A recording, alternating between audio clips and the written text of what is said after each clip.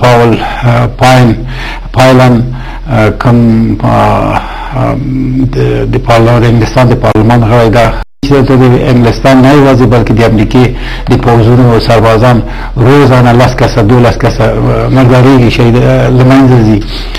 نو خبره ده چې هغه حقایق تمثیل کړو دا چې ازادي بیان څه حکم کوي. ولې د پاکستان په پارلمان کې چې یو متحد هیواد دی په سطح د نړۍ کې چې هغه کې په کنونسیونونو کې په تعهداتو کې دوی ژمنې کړې دي چې ازادي بیان نه یوازې اوس په پارلمان کې هم پوښتنې لاندې راځي په لندن کې بلکې په افغانستان کې هم په ځینې مواردو کې د دوی هغه کارګران ناروا او اشغالګرانه سیاست کوم چې د هند بریتانیایي او یا د بریتانیایي کبیر په نامه په هغه وخت چې ډیورنډ خط په افغانستان کې جوړ شو اوس دلته د دوی لښکر په هغه وخت کې ډېر له منځه لاړل ډېر تلفات ولیدل لکونو سربازان د انګلستان دلته له منځه لاړل. ولې د انګلستان دولت هغه عقدهمندانه اندېښه هغه احساسات تر اوسه پورې د انګلستان د دولت په تفکر کې په مغز کې موجود دی چې څنګه د افغانانو څخه غچ واخلي انتقام واخلي. دوی ولې ساحل صاحب که د پوښتنې ته راسو دوی ولې داسې ګونګ دومخي پالیسي لري د افغانستان په اړه باندې؟ تاسو ګورئ د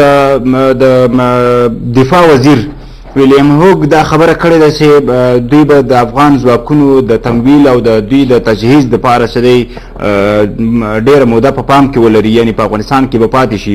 خو د برطانیې د پارلمان دغه وکیل دغه غړي چې دی د برطانیې په حکومت باندې په همدې موخه نیوکې کړي دي چې په افغانستان کې برطانوي ځواکونه یوازې د دې پر ځای چې دوی ګټه یا لاسته راوړنه ولري د برطانیې دپاره د برطانیې ولس دپاره خو یوازې دوی په وژنو باندې اکتفا کوي یعنې برطانوي پوځیان هلته وژل کېږي مګر هېڅ موخه یې لاسته نه ده راوړې. تاسو د دې شرطونه موافق کوئ چې دوی موخې نه دي راوړي لاسته؟ تاسې ګورئ تاسې د سوال عمق ته که ژوره توګه کتنه وکړو دغه دوه ګونی سیاست نن سبا د افغانستان خلکو پې قرباني کېږي. په یو لاس کې تروریزم ته دوی رشد ورکوي په بل لاس کې د تروریزم په نامه باندې خپل استراتیژیک پلانونه جوړوي په افغانستان کې هډې جوړوي او د کومک او همکاري د تروریزم د مبارزې یا د مخدره توکو په پلمه یا همچنان د ښه حکومتداري په نامه باندې دا په میلیاردونو ډالر دلته دوی متمرکز کړي. دوی پر دې شاته اصلا د سپینې ماڼۍ پټې دروازې شاته یا د انګلستان د شاهي دولت استخباراتي MI6 پټې دروازې شاته یقیني توګه یو سلسله راز دي هغه راز چې تر اوسه پورې افشا شوی نه ده. ورو ورو داسې څرګندېږي چې دغه دوه ګونی سیاست کوم چې تاسې ورته اشاره وکړه په ګذشت زمان سره دا روښانه کېږي. زه تاسو ته یو مثال درکړم. دوه ګونی سیاست دی ته وایي چې په یو خواته وایي چې موږ تروریزم سره مبارزه کوو په بلې خواته په کانټینرونو باندې د شپې لخوا اسلحه او مهمات پوځي تجهیزات دوی د افغانستان په جغرافیا کې دیسان کې ښکته کوي یا مثلا په سلګونو کسان د هلیکوپټر له طریقه مثلا دوی د افغانستان په ناامنو سیمو کې د هلیکوپټر له طریقه د صفحات شمال کې کوزي. دا چاته کوزي؟ دغه استخباراتي تحرکات دي چې دغه تحرکاتو په نتیجه کې دغه کم مسلح اپوزیسیون چې نن دوی ورته طالبان وي یا تروریستان وي دوی ورځ په ورځ مخ په تقویه کېدو دی. د افغانستان 315 ولسوالۍ اوس نن دوی تر فشار لاندې دی، فشارهای بلند، فشارهای پایین او فشارهای متوسط.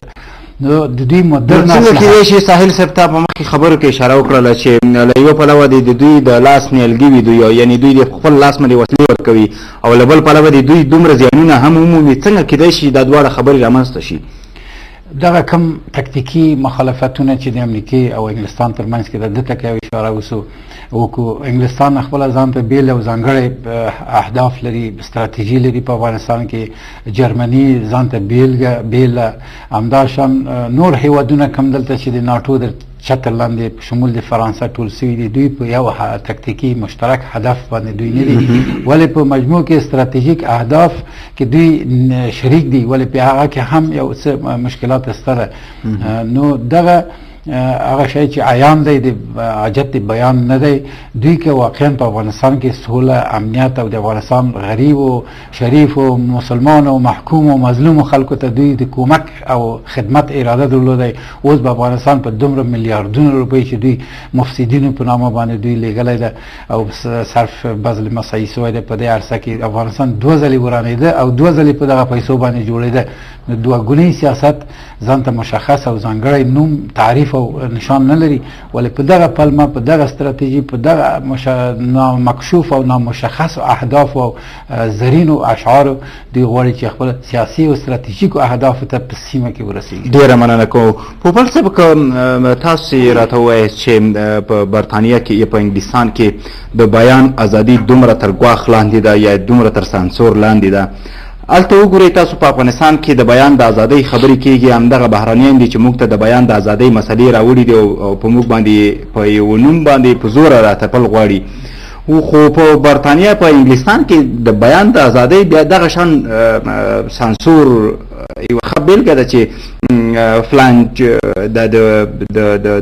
د برطانیې د ولسي جرګې یو غړی دی، دا په همدغې خبرو باندې له ولسي جرګې ګوښه کړی شو. تاسو دې کړنې ته په کومه سترګه ګورئ چې د برطانیې حکومت بالاخره څه په پام کې لري چې هلته په برطانیه کې خپله ازادي هم سانسوروي او د افغانستان دپاره د دومره د ازادۍ نیک زړه، نیک نیت ولري په زړه؟ بسم الله الرحمن الرحیم. د پښتو د تلویزیون لیدونکو ته زړه کومې سلامونه وړاندې کوم. غواړم چې نننۍ موضوع په هکله باندې خپل نظر وړاندې کړم. هغه دا چې الحمدلله د افغانستان ټول ولس مسلمانان دي او مسلمانان په الله باندې عقیده لري او دا نظام د الله نظام دی. الله خپله قرآن عظیم شان کې ویلي چې زه ظالم او منافق په دنیا او په آخرت کې ذلیلوم. دا وعده د الله دی.